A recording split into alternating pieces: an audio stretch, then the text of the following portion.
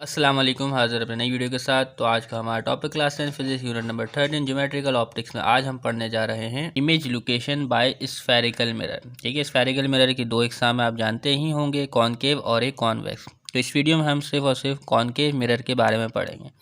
तो concave mirror और convex mirror में क्या फ़र्क है, इसको मैंने इसकी पिछली वीडियो में एक्सप्लेन कर दिया है। और आज की वीडियो हम पढ़ेंगे बेटा इमेज फॉर्मेशन, कि इमेज किस तरीके से बनती है बाय कॉनकेव मिरर।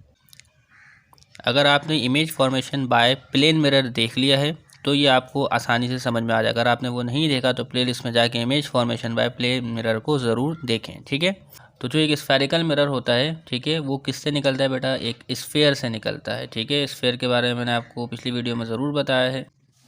इस पिक्चर को देखिए, ये क्या है बेटा, एक स्फेयर है। ठीक है, तो इस स्फेयर से हम क्या करते हैं बेटा, कट करते हैं किसको बेटा, कॉनकेव मिरर को। ठीक है, तो इस स्फेयर से क्या है बेटा, इतना हिस्सा निकाल लेंगे कट करके, तो हमारे पास कॉनकेव मिरर आ जाएगा। तभी इस कॉनकेव मिरर को या कॉन्वेक्स मिरर को स्फेरिकल मिरर कहते हैं, क्योंकि ये एक स्फेयर का पार्ट होते हैं। ठीक है, अब अगर मिरर की इनर साइड जो है वो क्या है, रिफ्लेक्टिंग है, तो वो मिरर जो कहलाएगी कॉनकेव मिरर कहलाएगी। और अगर आउटर साइड जो है, आउटर साइड वो रिफ्लेक्टिंग सरफेस है, तो वो कहलाएगी कॉन्वेक्स मिरर। तो हमें कॉनकेव मिरर के बारे में पढ़ना है, तो कॉनकेव मिरर का जो इनर साइड है वो रिफ्लेक्टिंग होता है।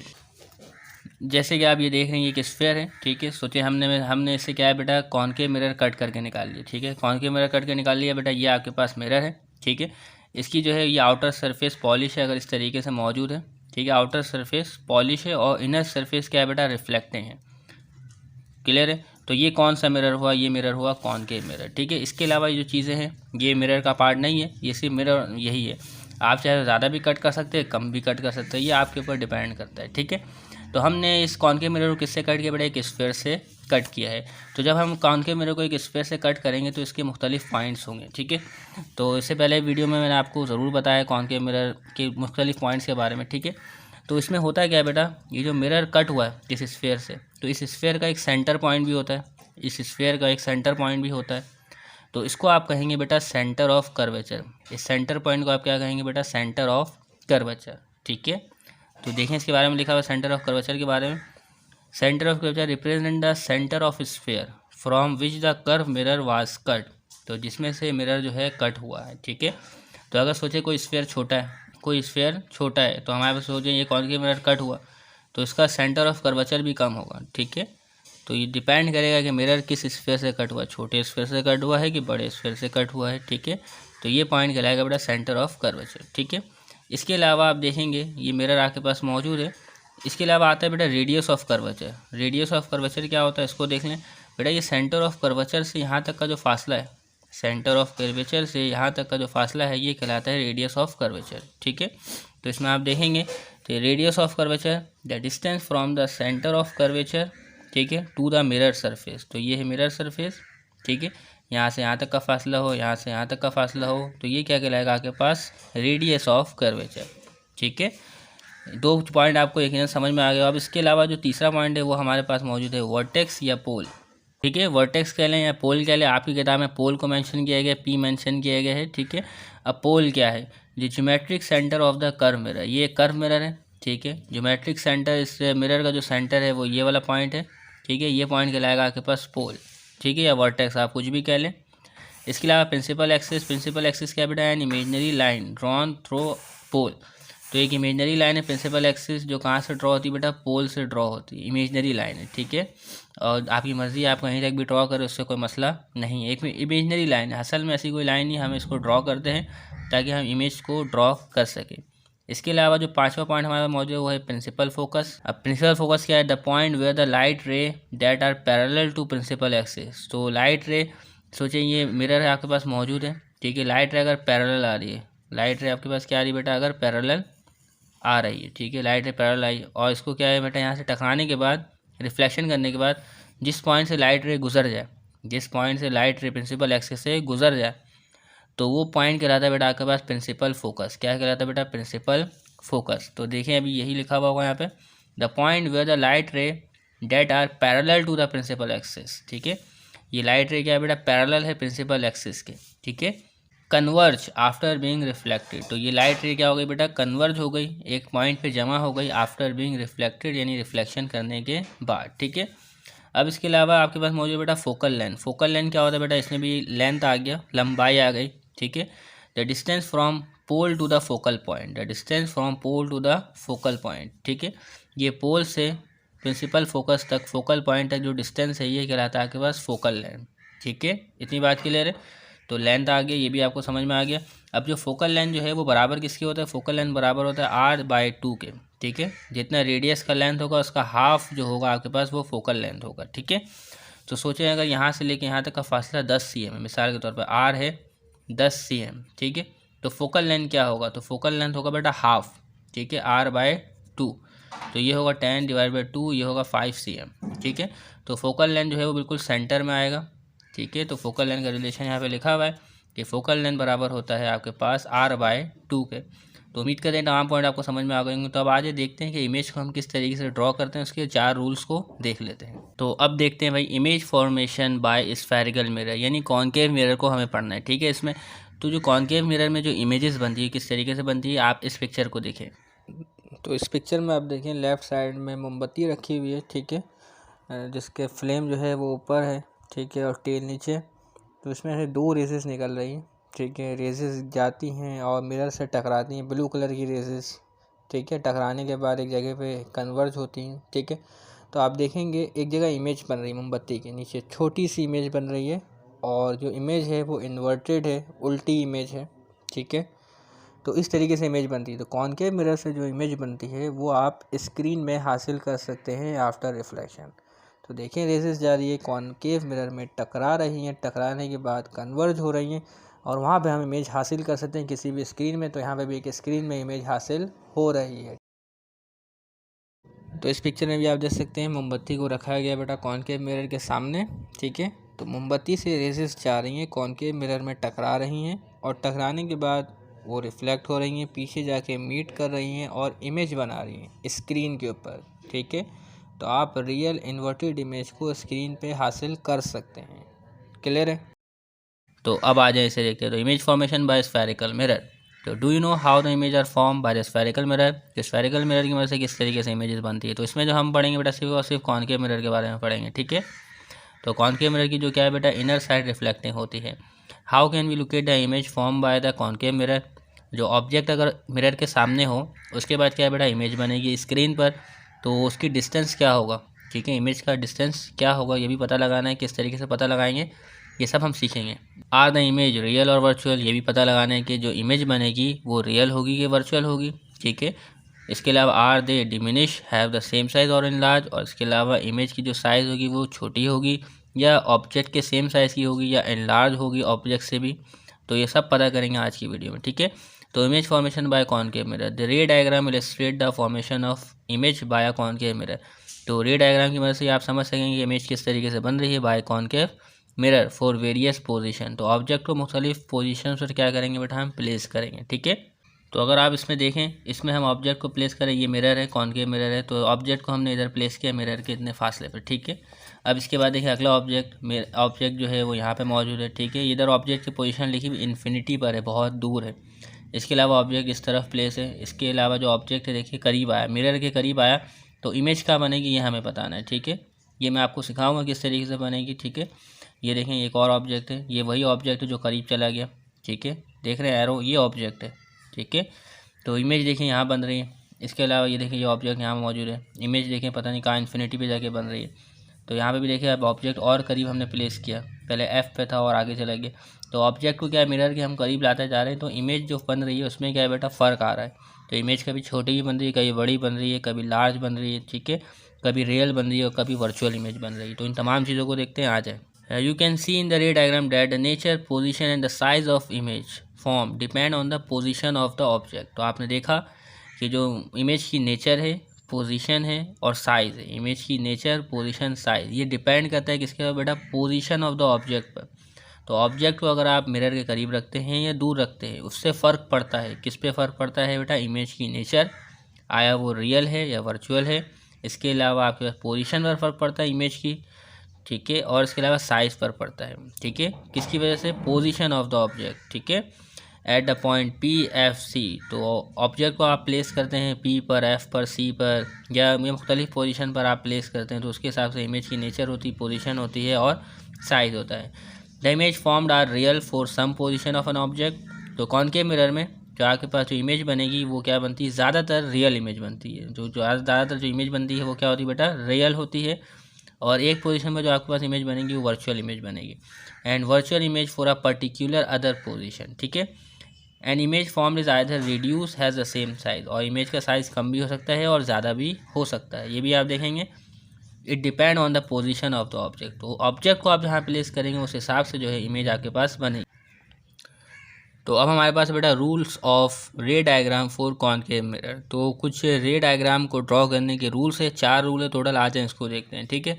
तो एक तो है बेटा लाइट जो है टकराने से पहले उसको कहेंगे इंसिडेंट रे, और टकराने के बाद जो लाइट होगी उसको कहेंगे रिफ्लेक्टेड रे, ठीक है। तो देखिए इंसिडेंट रे क्या है बेटा, पैरेलल टू प्रिंसिपल एक्सिस, ये है प्रिंसिपल एक्सिस, ठीक है। तो लाइट क्या है बेटा, पैरेलल है किसके, प्रिंसिपल एक्सिस की। तो ये देखिए मैं यहाँ एक लाइट बना रहा हूँ जो पैरेलल है किसके बेटा, प्रिंसिपल एक्सिस के, ठीक है।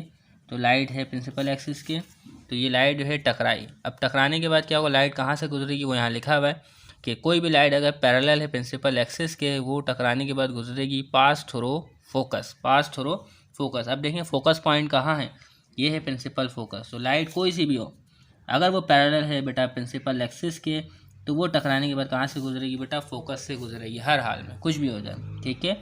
ये इंसिडेंट रे और ये reflected ray, after being reflection ये पास हुई कहाँ से बेटा, फोकस से, ठीक है। क्लियर है, ये है पहला रूल। अब देखते हैं दूसरा रूल। दूसरा रूल में देखें, अगर लाइट क्या है बेटा, पास हो रही है फोकस से, लाइट कहाँ से पास हो रही है बेटा, अगर फोकस से पास हो रही है, तो आ जाए एक लाइट है हमारे पास, इसको पास करते हैं हम कहाँ से बेटा, फोकस से, ठीक है। तो ये देखें एक लाइट आई हमारे पास, फोकस से गुजरी, फोकस से गुजरी और मिरर पे टकराई, टकरा गई, ठीक है, सही ना, फोकस से गुजरी और मिरर पे टकराई। अब क्या होगा, अब लाइट क्या होगा बेटा, मिरर से टकराने के बाद ये पैरेलल जाएगी, parallel to principal axis, parallel to principal axis, ठीक है। पैरेलल टू प्रिंसिपल एक्सिस कैसे, ये देखें इस तरीके से, तो ये क्या है बेटा, पैरेलल है, ठीक है, क्लियर है। तो ये दो रूल क्या है बेटा, आपस में एक दूसरे के अपोजिट है। तो इसमें देखें लाइट अगर पैरेलल टू प्रिंसिपल एक्सिस है, टकराने के बाद फोकस से पास होगी, और अगर लाइट फोकस से गुजर रही है तो टकराने के बाद parallel to principal axis pass हो जाएगी, ठीक है। ये दोनों रूल एक दूसरे के अपोजिट है, तो इसको याद रखना है आपने। इमेज को ड्रॉ करने के लिए इन रूल्स को आपने याद रखना है। तीसरा रूल हमारे पास मौजूद है, अगर इंसिडेंट रे पास होती है कहाँ से बेटा, through the centre of curvature. Incident ray अगर पास होती है कहाँ से बेटा, through the centre of curvature, फिर क्या होगा, देखें अब इंसिडेंट रे हमारे पास मौजूद है, ठीक है। तो ये रे है, देखें ये कहाँ से पास हो रही है बेटा, सेंटर ऑफ कर्वेचर से पास हो रही है, आप देख सकते हैं सेंटर ऑफ कर्वेचर से पास हो रही है, ठीक है। ये लाइट रे जो भी थी हमारे पास सेंटर ऑफ कर्वेचर से पास हुई और जाके कहाँ है बेटा, मिरर में टकराई। अब इसके बाद क्या होगा, इसके बाद टकराने के बाद ये दोबारा वैसे ही मुड़ जाएगी, दोबारा वैसे ही उसी पाथ में क्या है बेटा, घूम जाएगी। तो देखिए pass through centre of curvature, back through centre of curvature. तो अगर यहाँ से टकराई है तो इसी रास्ते से वापस चले जाएगी। तो अगर कोई लाइट रे सेंटर ऑफ कर्वेचर से गुजरती है तो वापस वो सेंटर ऑफ कर्वेचर से गुजर जाएगी। इस रूल को भी आपने याद रखना है, ठीक है। लाइट अगर इस तरीके से जाए, ये लाइट अगर इस तरीके से भी जाए, सोचिए ये लाइट ज़रूरी नहीं है कि यहाँ से हो, सोचिए ये लाइट ऊपर भी जाके टकराती है, सोचिए ये सेंटर ऑफ कर्वेचर से लाइट जो है ये गई, सेंटर ऑफ कर्वेचर से गई, टकराई, तो ये क्या होगा, टकराने में सेंटर ऑफ कर्वेचर से दोबारा घूम जाएगी, सेंटर ऑफ कर्वेचर से दोबारा घूम जाएगी। इस रूल को आपने याद रखना है, ठीक है। तो अब आज चौथा रूल देख लेते हैं, वो क्या है कि इंसिडेंट रे जो है वो टकराती है, इंसिडेंट होती है कहाँ पे बेटा, वर्टेक्स पे या पोल पर। ये पोल कहलाता है, आप यकीनन जानते हैं, ठीक है। तो लाइट अगर कहाँ बेटा टकराती है बेटा, पोल पर, ठीक है। तो पोल पर टकराने के बाद वो क्या है बेटा, वो सेम एंगल ऑफ इंसिडेंस बनाते हुए रिफ्लेक्ट कर जाएगी, ठीक है। यानी एंगल ऑफ इंसिडेंस जितना होगा उतना ही एंगल ऑफ रिफ्लेक्शन बनाते हुए वो क्या है, लाइट जो है वो रिफ्लेक्ट कर जाएगी। तो सोचिए ये लाइट रे आई हमारे पास, ठीक है, कहाँ पे आई बेटा, ये इंसिडेंट रे पे आई, ठीक है। तो ये लाइट रे यहाँ से आई, इंसिडेंट वो वर्टेक्स पे, पोल पर आई, ठीक है, पोल पर आई।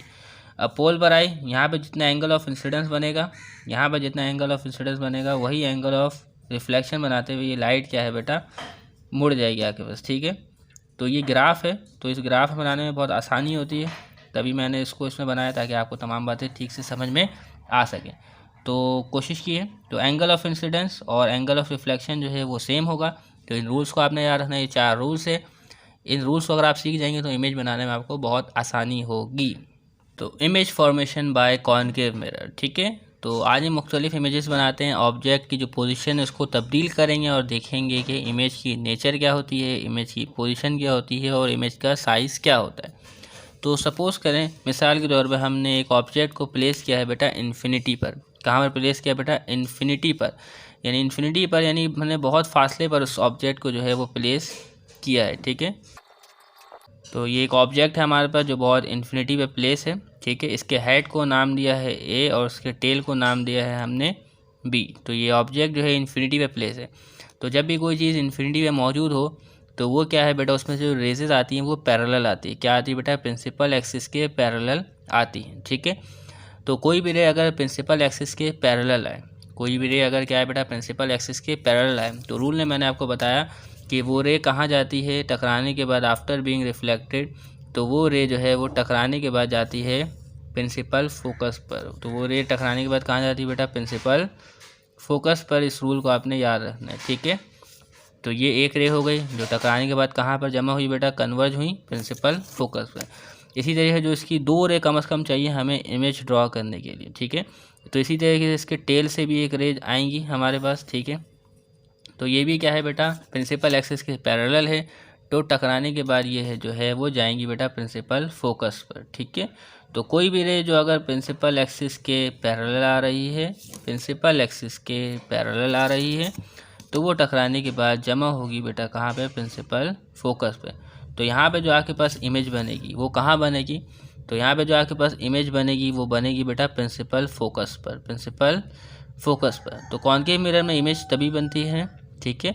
तो जब यहाँ पे देखें ये कट हो रहा है, ये कट कहाँ पे हो रहा है बेटा? प्रिंसिपल फोकस पर हो रहा है, ठीक है।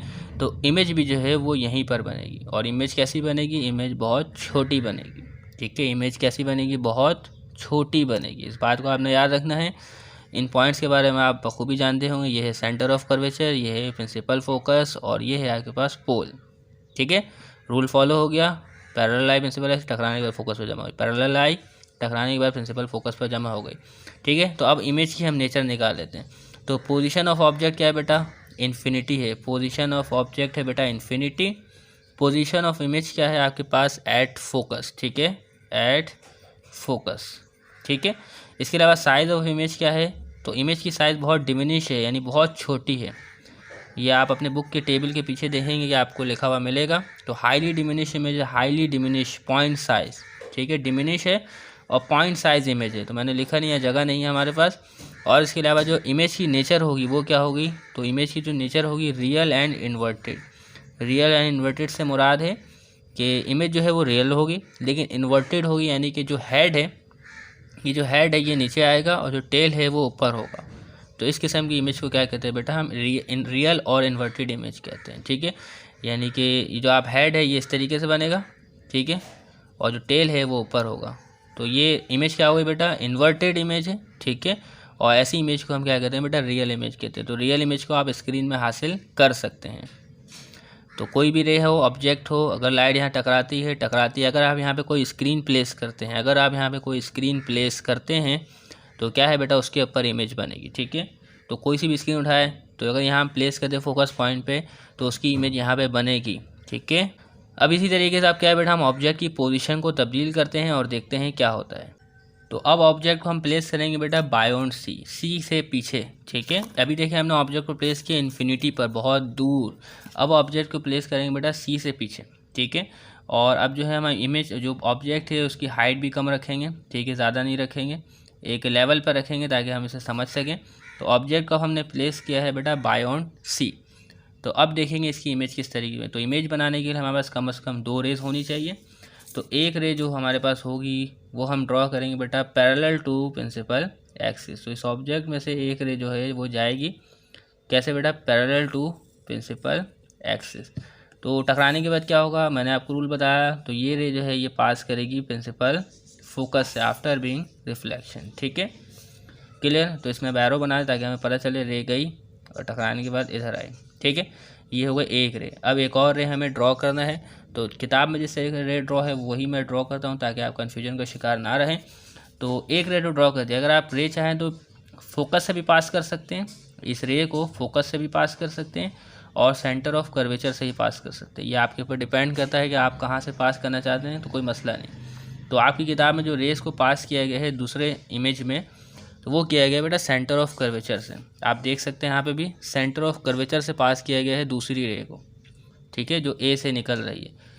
तो आप उस तरीके से भी कर सकते हैं और फोकस से भी गुजार सकते हैं। तो मैं फोकस से गुजार देता हूँ, क्योंकि सेंटर ऑफ कर्वेचर से अगर गुजारूंगा मैं तो हमारे पास इमेज के साइज़ इतना नहीं है, ठीक है ना। तो इमेज का साइज़ इतना नहीं है तो मैं इसको क्या, हमारे मिरर का साइज़ इतना नहीं है तो मैं इसको क्या करता हूँ बेटा, प्रिंसिपल फोकस से गुजारता हूँ, ठीक है। इमेज की पोजीशन सेम रहेगी, उससे कोई फ़र्क नहीं पड़ेगा, उससे कोई फ़र्क नहीं पड़ेगा। तो ये दूसरी रे जो गुजरी कहाँ से बेटा, प्रिंसिपल फोकस से। तो प्रिंसिपल फोकस से ये टकराने के बाद कहाँ जाएगी, पैरेलल टू प्रिंसिपल एक्सिस जाएगी। कहाँ जाएगी बेटा, पैरेलल टू प्रिंसिपल एक्सिस, ठीक है। तो मैं इसको बनाता हूँ पैरेलल टू प्रिंसिपल एक्सिस, ठीक है। तो ये रे जो है यहाँ पे कट हुई, ये रे जो है यहाँ पर कट हुई, आपने देखा। तो इमेज जो है वो यहीं पर बनेगी, इमेज जो है वो यहीं पर बनेगी, ठीक है।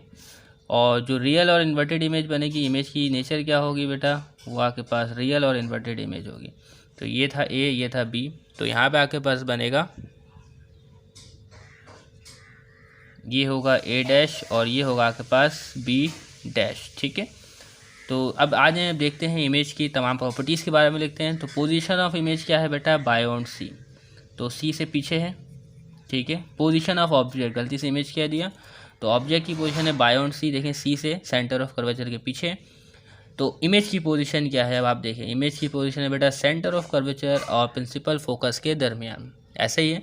तो यहाँ लिखेंगे पोजीशन ऑफ इमेज, तो बिटवीन सी एंड एफ, सी यानी सेंटर ऑफ कर्वेचर, एफ यानी प्रिंसिपल फोकस के दरमियान इमेज बन रही है, ऐसे ही है। इसके अलावा साइज़ ऑफ इमेज क्या है, तो देखें इमेज की साइज़ देखें, इमेज जो है वो 5 बॉक्स पे आ रही है, इमेज के साइज़ देखें। और ऑब्जेक्ट का, तो यहाँ ऑब्जेक्ट का साइज़ देखें, तो ऑब्जेक्ट का साइज़ क्या है बेटा, देखिए 5 बॉक्स में कवर हो रहा है। और यहाँ जो ऑब्जेक्ट का साइज़ आ रहा है वो 3.5 बॉक्स आ रहा है। तो साइज़ क्या है बेटा, इसका कम है, ठीक है। तो इमेज की साइज़ कम है ऑब्जेक्ट से, तो यहाँ हम लिखेंगे डिमिनिश इमेज। तो इमेज क्या है बेटा, छोटी है, ठीक है। और इसके अलावा नेचर ऑफ इमेज, तो इमेज की नेचर क्या है बेटा, real and inverted image. Head ऊपर, इधर हेड नीचे है।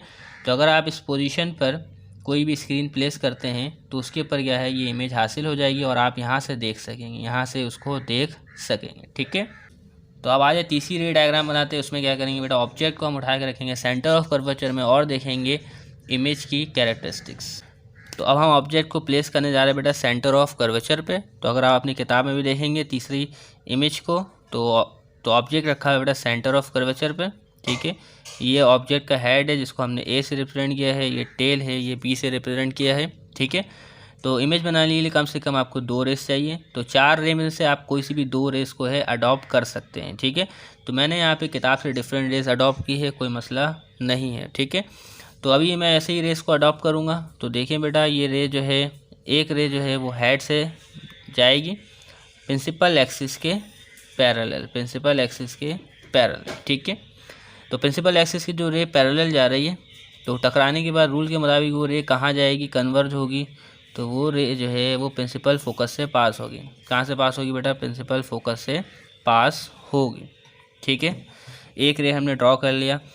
दूसरी रे को हम गुजार देते हैं, कहाँ से गुजार देते हैं बेटा, प्रिंसिपल फोकस से गुजार देते हैं। ये ज़्यादा सिंपल होता है बनाना, ठीक है। तो दूसरी रे को हम गुजारते हैं बेटा प्रिंसिपल फोकस से। तो आ जाए प्रिंसिपल फोकस से गुजारते हैं, ठीक है। तो दूसरी रे को हमने गुजारा प्रिंसिपल फोकस से। तो कोई भी रे अगर प्रिंसिपल फोकस से गुजरती है तो टकराने के बाद वो कहाँ से, किस तरीके से रिफ्लेक्ट करेगी, टकराने के बाद वो रिफ्लेक्ट करेगी parallel to principal axis, parallel to principal axis, ठीक है। तो देखिए अभी मैं इसको बना देता हूँ। तो ये टकराई और टकराने के बाद ये parallel to principal axis reflect कर गई। तो यहाँ पे जो आपके पास जो इमेज बनेगी वो बिल्कुल सी के नीचे बनती है। इमेज जो वो बनती है आपके पास बिल्कुल सी के नीचे बनती है, लेकिन यहाँ पे थोड़ा सा एरर है। यहाँ पे क्या है बेटा, थोड़ा सा एरर है, तो उसकी वजह से यहाँ पे क्रॉस हो रहा है, ठीक है। तो इमेज आपके पास बिल्कुल यहाँ पे बनेगी, ठीक है। इमेज जो है आपके पास यहाँ पर बनेगी। ठीक है, क्लियर है। तो अगर आप ऑब्जेक्ट को प्लेस करते हैं सेंटर ऑफ कर्वेचर पे तो आपके पास इमेज भी जो है वो सेंटर ऑफ कर्वेचर पर ही बनेगी। और देखें इमेज की साइज़ भी क्या होगी, तो इमेज का साइज़ आपके पास सेम होगा। ठीक है, तो देखें इसके हाइट देखें 5 बॉक्स पे आ रहा है, तो ये भी आपके पास 5 बॉक्स पे आ रहा है। तो अब आ जाए इमेज की कैरेक्टरिस्टिक्स को लिख देते हैं। तो पोजीशन ऑफ ऑब्जेक्ट आपके पास क्या है, एट सी, यानी कि सेंटर ऑफ कर्वेचर पे है पोजीशन ऑफ द ऑब्जेक्ट, और पोजीशन ऑफ द इमेज क्या होगी, एट सी। ठीक है, बिल्कुल सेम टू सेम। इसके अलावा साइज़ ऑफ द इमेज क्या होगी, तो इमेज की साइज़ होगी बेटा same size as of the object, same size as of the object, बिल्कुल ऑब्जेक्ट के सेम साइज़। और इमेज की नेचर क्या होगी, तो इमेज की नेचर आप देख सकते हैं, इमेज की नेचर है आपके पास रियल एंड इन्वर्टेड। ठीक है, रियल एंड इन्वर्टेड इमेज। ठीक है, तो इस तरह के हमने 3 डायग्राम देख लिए, ऑब्जेक्ट को 3 मुख्तलिफ पोजीशन पर प्लेस किया और उसकी इमेज हमने देख ली है। ठीक है, तो अब देखते हैं बेटा चौथा वो किस तरीके से होगा हमारे पास। अभी हमने ऑब्जेक्ट को प्लेस किया सी पे, तो अब ऑब्जेक्ट को प्लेस करेंगे बेटा सी और एफ के दरमियान, सी और एफ के दरमियान, सेंटर ऑफ कर्वेचर और फोकस के दरमियान में। तो यहाँ हम ऑब्जेक्ट को प्लेस कर रहे हैं सी और एफ के दरमियान में। ठीक है, ऑब्जेक्ट का जो साइज़ है वो हमने सेम रखा है। तो हमें इमेज बनाने के लिए कम से कम 2 रेस की ज़रूरत है। तो पहली रे जो है वो हम पास करेंगे बेटा पैरेलल टू प्रिंसिपल एक्सिस। ठीक है, पहली रे जो पास करेंगे पैरेलल टू प्रिंसिपल एक्सिस। ठीक है, टकराने के बाद वो कहाँ से गुजरेगी बेटा, फोकस से गुजरेगी। इस रूल को आपने याद रखना है। ठीक है, टकराने के बाद ये गुजर गई कहाँ से बेटा, फोकस से। अब दूसरी रे है उसको पास करते बेटा प्रिंसिपल फोकस से। कहाँ से पास करेंगे बेटा, प्रिंसिपल फोकस से। ठीक है, तो ये रे गई प्रिंसिपल फोकस से गुजरी, मिरर से टकराई, और मिरर से टकराने के बाद वो कहाँ से जाएगी बेटा, पैरेलल टू प्रिंसिपल एक्सिस जाएगी। पैरेलल टू कहाँ जाएगी बेटा, प्रिंसिपल एक्सिस जाएगी। ठीक है, तो ये देखें ये इस रे से यहाँ पे क्रॉस हो रहा है। ठीक है, तो यहाँ पे रेस जो है वो मीट कर रही हैं, तो ऑब्जेक्ट जो है वो यहाँ पर बनेगा, ऑब्जेक्ट जो है वो यहाँ पर बनेगा। ठीक है, क्लियर है। तो इसका नाम ए डैश बी डैश, इमेज यहाँ पर बनेगी। ठीक है, जिसका नाम ए डैश बी डैश। तो आप यहाँ पर देखेंगे क्या देखेंगे कि ऑब्जेक्ट देखें छोटा है और इमेज का साइज़ बड़ा है, ऐसा ही है।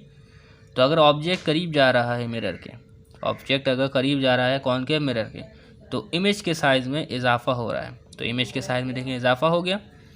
देखें ये 5 बॉक्स में कवर हो रहा है, अब ये 7 बॉक्स पे कवर हो रहा है इमेज। ठीक है, तो अब आ जाए इमेज की कैरेक्टरिस्टिक्स लिखते हैं। तो इमेज की कैरेक्टरिस्टिक बेटा पोजीशन ऑफ द ऑब्जेक्ट है बिटवीन सी एंड एफ। ठीक है,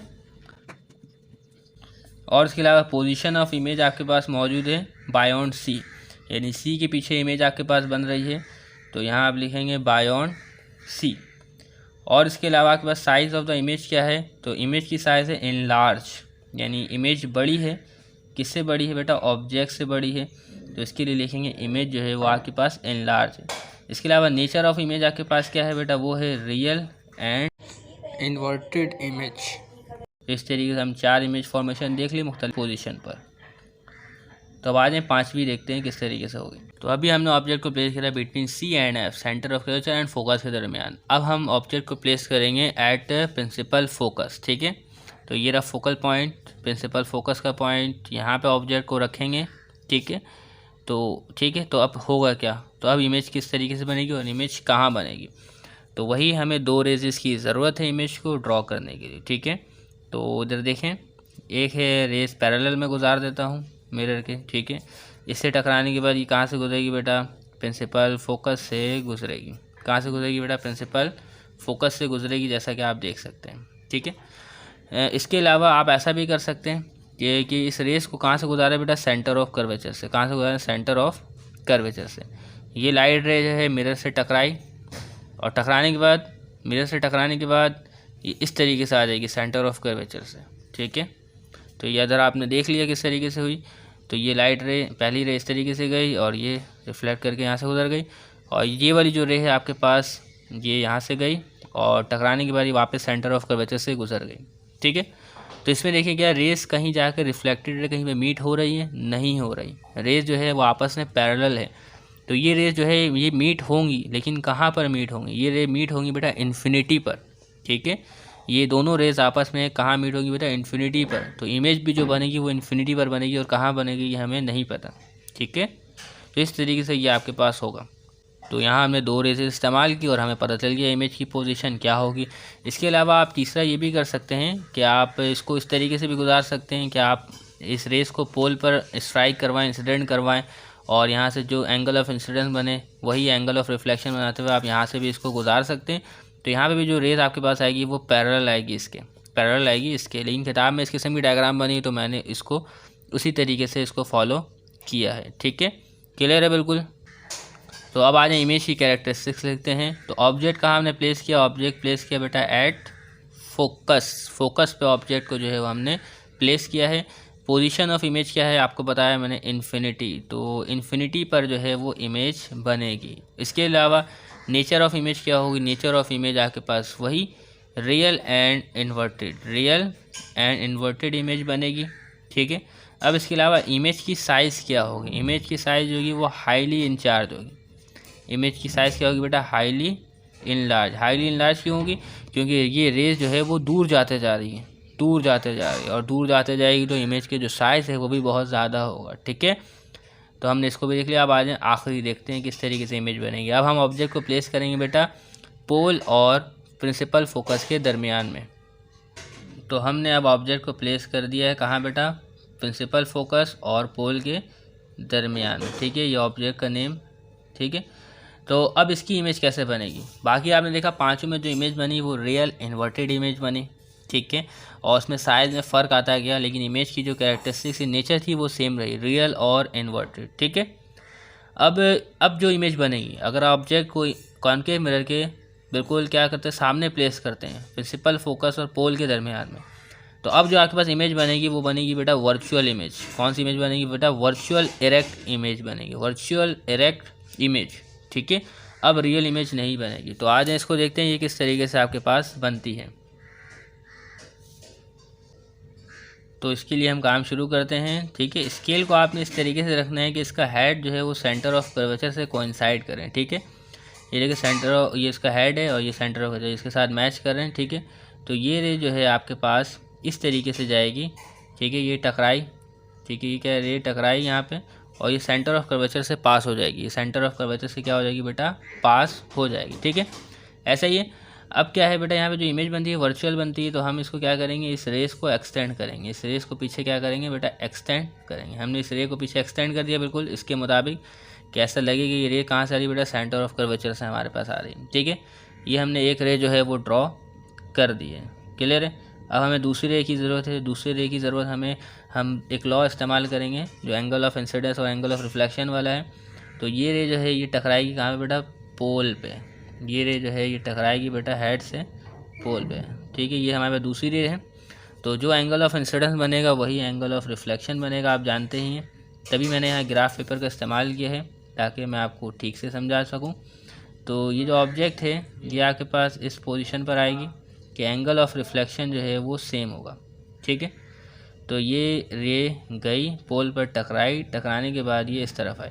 ठीक है, अब उसके बाद होगा क्या, ये रे अगर मैं इसको सीधा ले जाऊँ, इस रे को क्या बेटा अगर मैं सीधे ले जाऊँ तो आप देखेंगे ये रे जो है कभी भी मीट नहीं करने वाली। इनके दरमियान जो है फासला बढ़ ही रहा है, इनके दरमियान क्या बेटा फासले में इजाफा हो रहा है।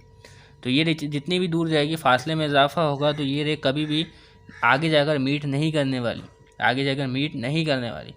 तो इसकी इमेज जो आपके पास बनेगी वो बिहाइंड द मिरर बनेगी। इसकी इमेज जो आपके पास बनेगी वो बिहाइंड द मिरर बनेगी। और इसकी इमेज कैसी होगी, तो इसकी इमेज होगी आपके पास वर्चुअल इमेज। ठीक है, तो इसी रेस को हमें क्या करना पड़ेगा, एक्सटेंड करना पड़ेगा। अगर आपने प्लेन मिरर नहीं देखा, image formation by plane mirror, तो आप उसको ज़रूर देखें, तभी ये बातें आपको समझ में आएंगी। ठीक है, तो क्या करते हैं बेटा, इस रे को पीछे एक्सटेंड करते हैं। इस रे को पीछे क्या करते हैं बेटा, एक्सटेंड करते हैं। ठीक है, तो जो इमेज है वो काफ़ी पीछे बन रही है, तो मेरे पास जगह ख़त्म हो गई, तो मैं यहाँ इसकी इमेज बना देता हूँ। ठीक है, अंदाजे से।